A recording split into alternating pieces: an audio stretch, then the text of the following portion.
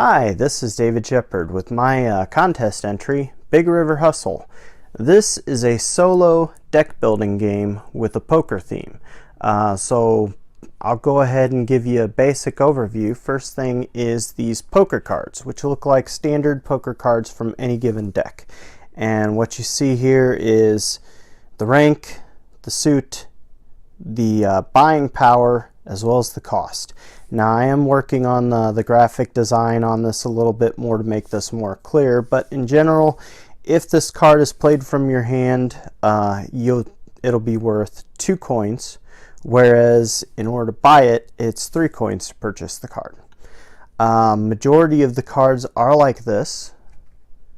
Some face cards, such as the King of Heart right here, will have a higher cost right there, plus a special move. Now whenever you buy this card is when you can use that special move. Any other time, however, this card is only worth its face value and then the purchasing cost. There are also some types of cards called cheats, and cheats are listed just like this. So for example, buying cost to buy the card, so this is considered the value, this is the cost, and this is what the cheat card actually does.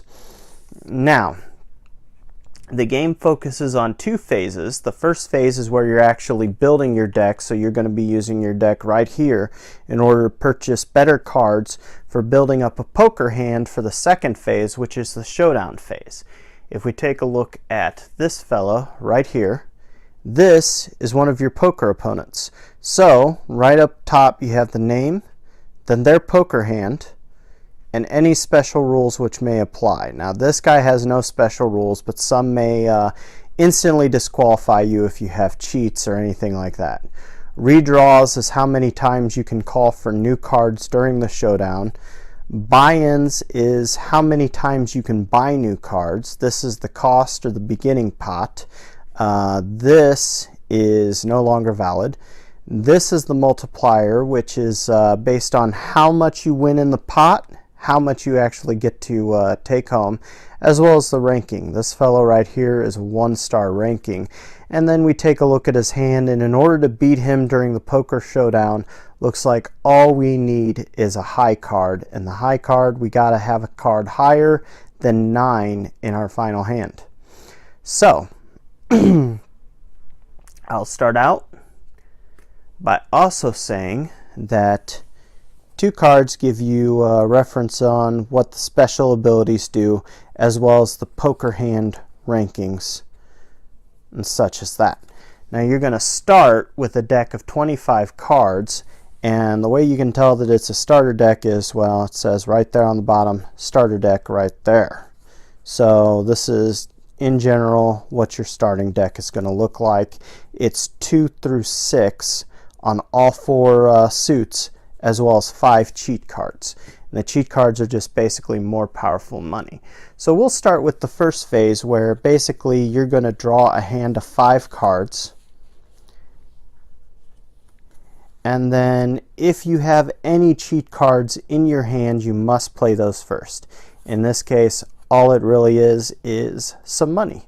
So you plop that down there, and then you have 2, then all these other cards are worth 1, and that gives us 6 buying potential, and we could buy one of these cards up here.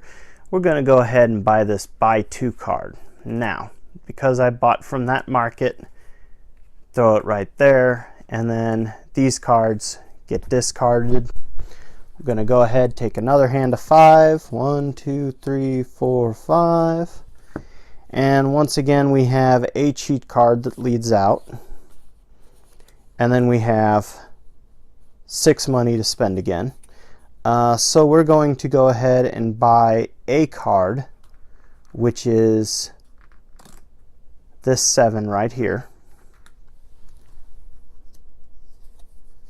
And then we're going to do that once again. 1, 2, 3, 4, 5. You may notice that this will give you 5 chances to buy a card unless you break the rules.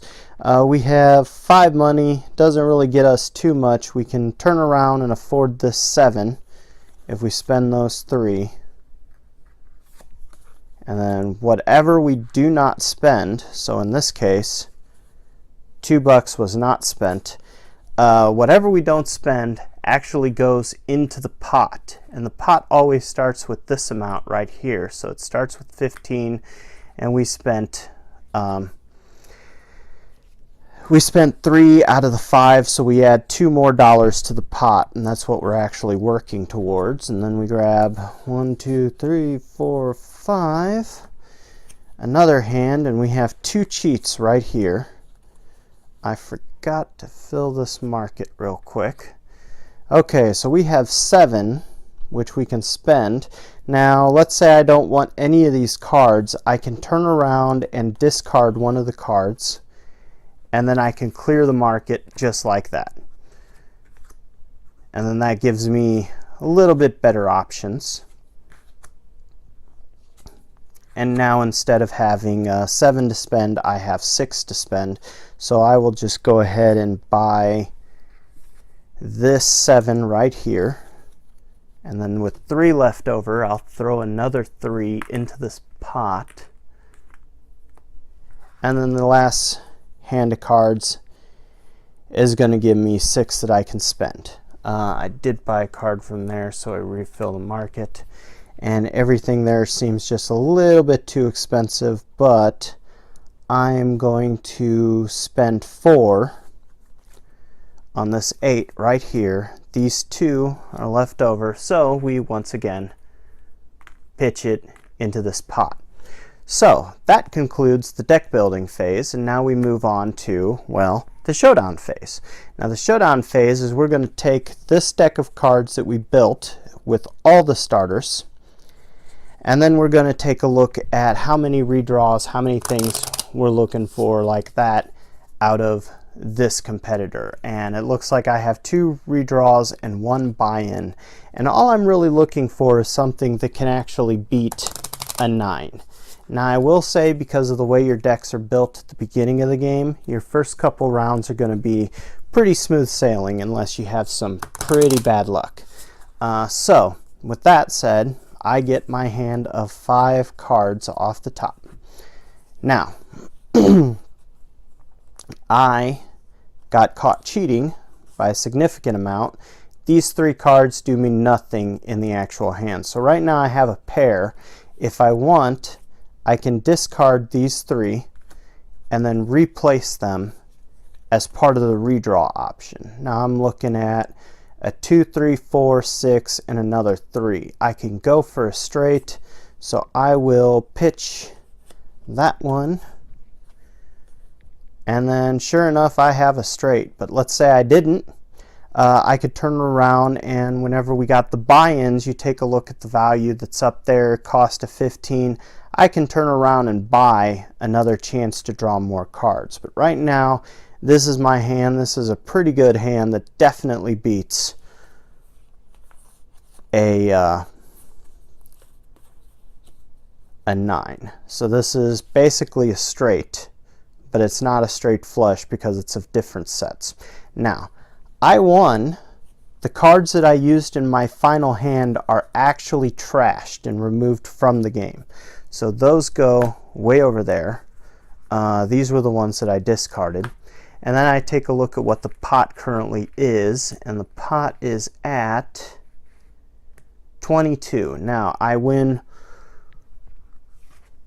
1.5 that amount, so that means that I get 33. Now, to make things easier, I just pitch that into the bank, grab 3 10s and 3 1s, and that is basically it for the first showdown.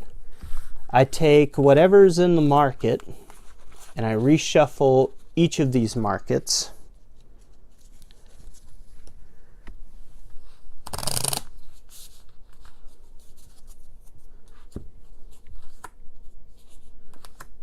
Obviously doing only so much shuffling for brevity's sake. Take that. And you may notice that because I actually pitched out several of my cards from the deck, that's going to make winning these hands a little bit harder as the game goes on. And that is important because I beat this fellow right here, and now I have to go against this guy who actually has two pairs. He's got a pair of 5s and a pair of 2s. Now he's got a cost of 25, which means we actually start this round with 25 right there in the pot. I have my discard, I have my draw deck, and then I'm going to turn around and I'm going to shuffle just like I did before. Now, as a reminder, I can buy at most one card, but if I don't want to buy a card, anything that I don't spend that shows up in my hand, I can turn around and add to the pot.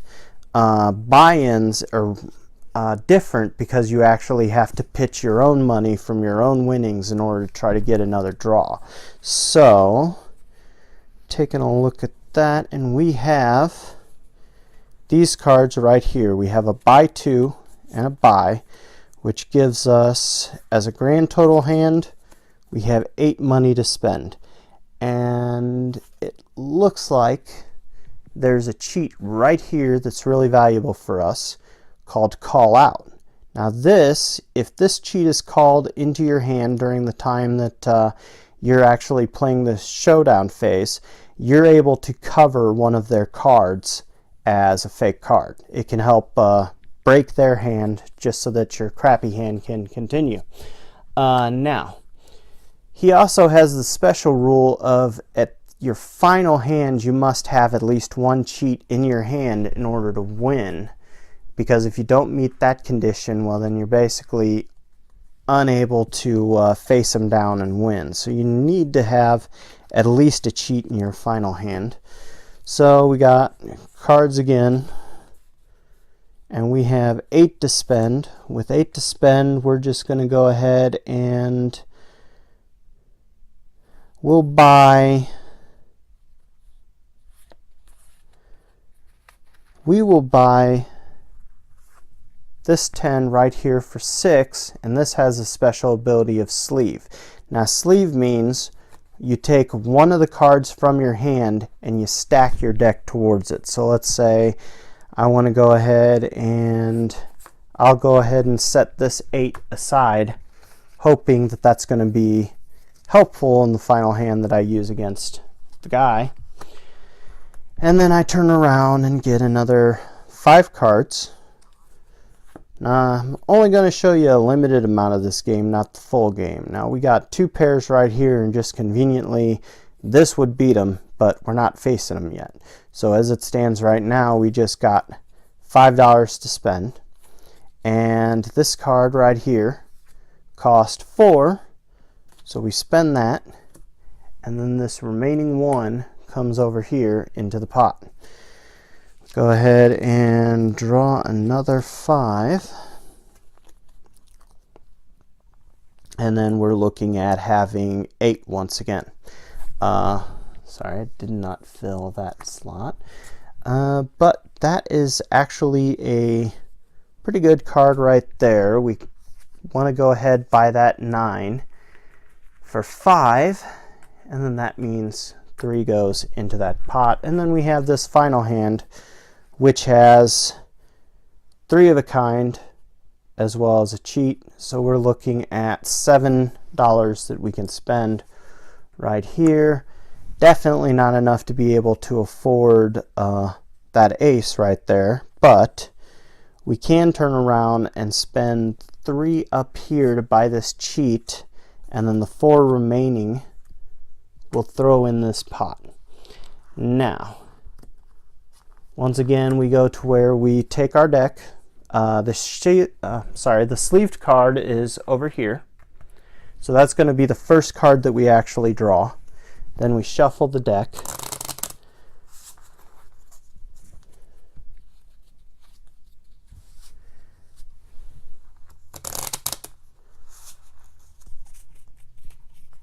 And then we draw another 4 cards. Now, he has 3 redraws, 1 buy-in. So we know we're going to have an 8. And so these aren't so good for us, these cheat cards. One of them, we want at least 1 cheat in our hand, but let's see if we can't get a different cheat in our hand. So we discard those 3, we replace it.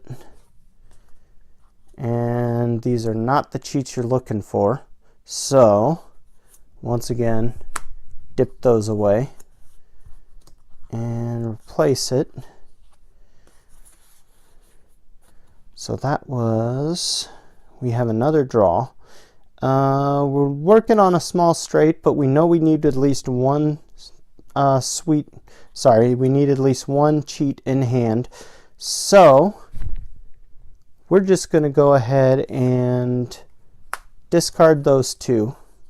Take our final redraw. That's not doing so much for us. So what we're going to do is we're going to buy in at 25, and hopefully this won't sting me, but that's the point. Going to drop those. Okay, this is actually pretty good because as you can see, we have a cheat. We have 2 pairs, a 5 and an 8, which beats his 2 pairs of 2 and 5s. Now, we turn around. Congratulations, that was the hand that we used to win the deck, or win the round. And then we come over here and we count to take a look and see he's got a win doubler, and then this is 58. So we're actually going to win 116 on that pot. That was a real good pot, and buying in really helped pay that forward. So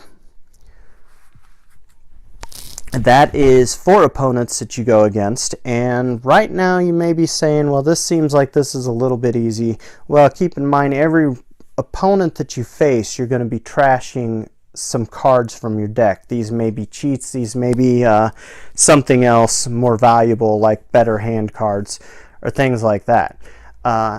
Also, the people that you go against will get progressively difficult. So for example, he only has 1 redraw, 1 buy-in, but if you have any cheat cards in your hand, you're going to lose automatically.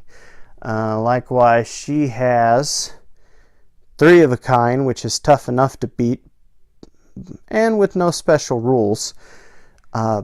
Some opponents are significantly more difficult, such as the finalist Michael has 3 buy-ins, but you cannot have a cheat in your final card or final hand, and you're looking at, I think that's a that is a flush. That's 5 cards of the same suit with no sequence. So you would need a full house, a 4 of a kind, a straight flush, or a royal flush in order to be able to beat that. Now, as a beginner game, you want to face off against 4 opponents. As a more strategic long-term game, you get to face off against 7 opponents. But keeping in mind, you're always going to be flushing out these markets, trying to get better cards out there. You're always going to be trashing cards from your hands. So, and that's basically it. You just keep playing and try to get a higher score the longer the game goes.